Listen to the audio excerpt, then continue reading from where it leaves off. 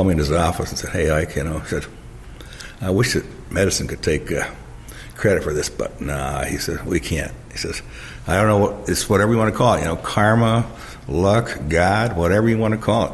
I wish it was medicine, but it wasn't." So I figured he was a pretty leading expert on head injuries. How long so you get to the hospital and you're there. At some point, they must have gotten you stabilized. They must have, yeah. As I understood it, the chief neurosurgeon from the hospital ship just happened to be there that day, like giving an in-service or something like that.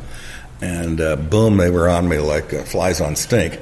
I just remember waking up, being extremely cold, and hearing a baby cry and cry and cry. And I said, "This can't be right. Maybe I'm not here."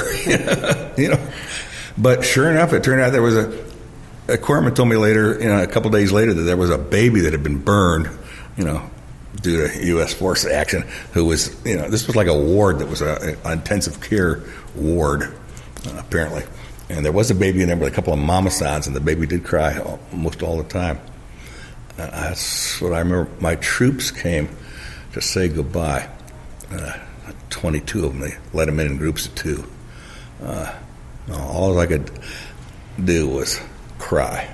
I didn't have words for him other than to say things like "keep your head down" and stuff like that, because I knew by then that I'd had a head injury, and I knew it just slowly dawned on me. No one told me, that this left side was paralyzed along with my right leg. No one told me that. It just came to me over time when I would try to do something. The only way I could get attention was I had this perfect left paralysis down the side of my face. So I would talk like that. I'd raise my hand.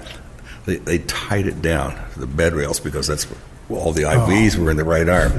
Well, I was helpless. I've never been so miserable as that moment when they tied that arm down. And it's just the trauma to your brain that it caused you to be paralyzed in your left arm and was your left side of your body? Left side of my body and the right leg. It was the bullet had blown away about a 3 by 7 centimeter defect in my skull. It had penetrated the meninges, nicked the parietal lobe and the frontal lobes, and tore the superior sagittal sinus. So that's a wound that's incompatible with life as we know it. But here I am telling you about it. So, one of your guys. Once again, your kids did an awesome job gathering some information. One of your guys, Robert Wood Daly Baird, the third. Yep. And you're a third too? I'm second. Okay. I thought for some reason he thought that you were third, but yeah. So he's the third.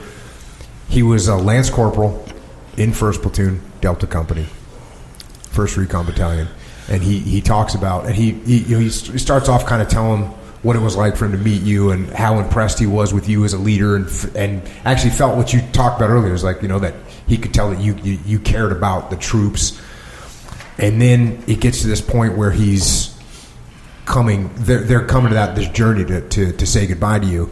And so here's what Robert Wood Daly Baird III says. He says, "Then that afternoon, the team made a solemn journey to the Naval Hospital to see the lieutenant. Everyone watched the scenery without really seeing it as we rode along in a 6x truck. We were too worried about him. We arrived and went to Neuro Ward Bravo 2. We could only see him 2 at a time, and since I was new, I was last. I waited. When my teammates came out, they looked pale. Then it was my turn. I was nervous. I entered the ward. It was lengthy with empty racks here at the near end. Each rack was covered with a crisp white sheet ready for its next visitor. On a long shelf on the right, there were plastic models of planes, ships, and cars that the patients had made. I walked onward. One of the healthier men was putting together a model plane. On the left was an ancient papasan with white hair. His beard, a dirty gray, contrasted with his hospital tunic. A nurse with an angelic voice attracted my attention. I noticed her face, firm with conviction, and wondered how she could work in such a tragic place. She was feeding a baby. Seeing that struck me deeply. The baby was burned over 70% of its body. I pressed onward, but paused, wondering what I should say. Patients filled the beds at this end of the ward. Unhealed wounds, burns, scars, and vacant stares stabbed out at me. Half of a face there. No eyes and no arm, legs here. Bodies covered with gauze, seemingly mummified. The morbid display made me realize how truly bad war is, but the worst was yet to come. I passed Harry Mundorf and Rudy Seville. They were coming out. Somehow they didn't look the same as when I'd seen them a short time ago. There he was, in the last rack on the left. He lay on his right side and glanced up with glazed eyes when I approached. A turban of bandages covered his head. His pale face showed no emotion except sadness, and his eyes were red from crying. All the time we talked, he stared at the airborne parachute wings on my chest as if they were something he wanted very badly. He had told me when I had first joined the platoon that he hadn't gone to jump school yet and that he was looking forward to it. He started by saying, "Hello, Baird, how you doing?" I said, "Good afternoon, sir, I'm fine." His voice was weak, like a child who was afraid. At times I could barely hear him. He added again to the conversation by thanking all of us, and I replied that it had been the least we could do. Then I asked him if he'd be back at recon in 3 months or so. A tear came to his eye, and he said he would never be coming back. "You see," he said, "my legs are paralyzed." I choked up and my skin crawled and I was unable to speak. A silence cold and heavy prevailed. Finally, he broke the silence, saying, "Baird, you're a big man and there's something I want you to do. Keep your head down there. Keep your head down when you're out in the bush." This statement hit me and grabbed at my heart, and I screamed inside myself, deep, deep down somewhere that I never knew existed. I promised him that I would, and bid him my fondest farewell, turned and walked away. I wanted to run from him, from them, from the whole world. I wanted to run past those helpless men in those metal beds, out to the street and far, far away, but I kept my control and walked at a brisk pace. The echoes of that scream resounded inside me again and again, threatening to tear me apart. Suddenly the anguish melted away as I stepped out into the brutal tropic sun. But the feeling that I had still ran like hot lava through my veins. The ride back home was the same. No one looked at the scenery or at each other nor talked with anyone. Each was involved with their own memories of Second Lieutenant Charles Robert Eisenbach II. He was a man with such brilliant mind and exuberance to be alive. Now he lay in a hospital suffering a far worse fate to him than death. His once healthy body was now frail and flimsy, like a person who had always been an invalid. Left only was his mind, and he had too much time to think and reflect upon what had happened and what was going to happen. It was a great strain and shock to see him. With hope, he will work his way back, because he does have guts. And what's interesting about that's a heavy, rendering of what happened, but that's actually from his personal journal that he kept while he was in Vietnam. Those are the thoughts of probably a 20-year-old kid seeing this unfold. Yeah. Well, needless to say, Lance Corporal Baird, I think he had a year of college. He was kind of a platoon spokesman. He became a writer and a poet. So he obviously had a great command of the English language, and maybe saw some things or invented some things that weren't necessarily there, but that was his reality, and that's fine with me. I can't argue with it. Nothing he said in there I don't think was untrue. I was what we call a hurtin' gator. In fact, I remember they told me that I was going to an Army hospital in Japan. Well, only thing I knew was that Marines, when they got wounded in Vietnam, they went to a naval hospital in Yokohama. So I just pissed a little hissy fit and said, "Why are you sending me to an Army hospital?" Not knowing that this Army hospital in Camp Drake outside of Tachikawa Air Force Base in Japan was where all head injuries went. That was their specialty, was head injuries. So they finally got a doc in there to calm me down and tell me how this was the place I needed to be. And one hospital was just as good as another, which, of course, you don't believe when it's not your service's hospital. But, hey, I was a 23-year-old kiddo. And, I had been in naval hospitals before and had always gotten great care, and that's what I was expecting. And it turned out this our general support hospital that I ended up at was first rate.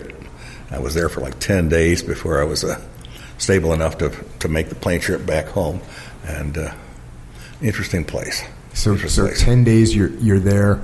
Are they doing surgeries on you, or are they just trying to let you heal up? They're just kind of letting me heal up, and they've started physical therapy on me. I had tremendous spasms in both my legs and my left arm, so they had physical therapy, make some braces that they put on my feet, and they made a hand brace for me with my thumb sticking out like this.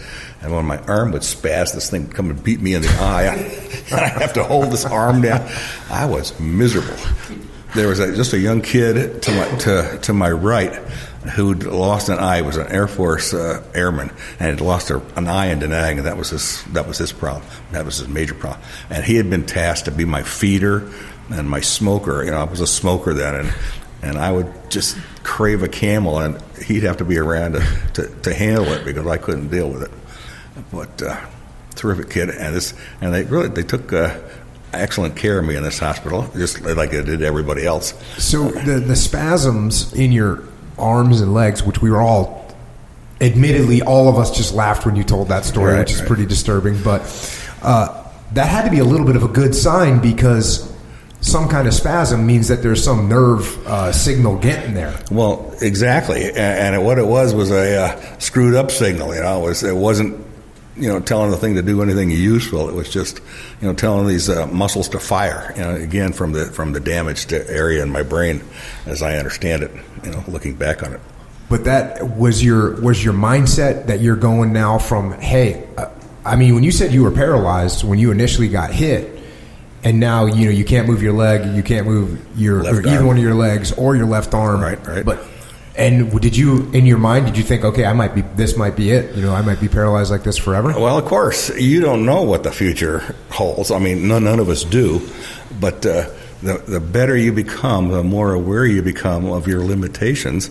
And, you start to think, how long is this going to last? Is this forever? What am I going to do for the rest of my life? You're not going to be a Marine. Because they don't have a job description of Marines for in wheelchairs or something like that.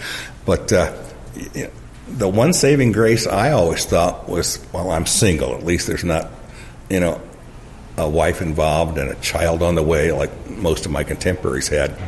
But conversely, the guys who were, as I found out later on at Bethesda, the guys who were married felt it was much better to be married because you had this, direct support system that you were coming back into, and you knew this woman was going to be there.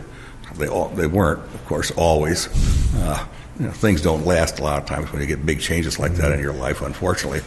But the guys who were married thought it was much better to be married, and those of us who were single thought it was much better to be single. But sure, you say, that's the first question out of your mind is when you get to your final destination, which for me was Bethesda Naval Hospital, was, Doc, how long am I going to be here? Mm-hmm. Well, they don't have any idea. They don't know how your recovery is going to unwind. So finally, my doctor said to me, hey, you could be here for 2 years, and I can't guarantee that you'll walk out even then. I thought to myself, well, damn, he doesn't know who he's dealing with. My plan, I got shot on the 4th of July. My plan was to be back in Vietnam by Christmas with my guys. That didn't work out, but that was my plan. Uh-huh. And I worked hard to make it happen. It didn't happen. A year later, I walked out of there under my own power with a leg brace and a cane and got on an ambulance and was driven down the road 95 to the VA hospital in Richmond, Virginia, where I stayed for another 4 months. But you don't know what's going to happen. You're just... It's a slowly evolving, kind of mental process you go through. You hit a point. I did, and I know other guys did too, because we talked about this. Well, you'd say, "Why me? Why me, God? Why did this happen to me?"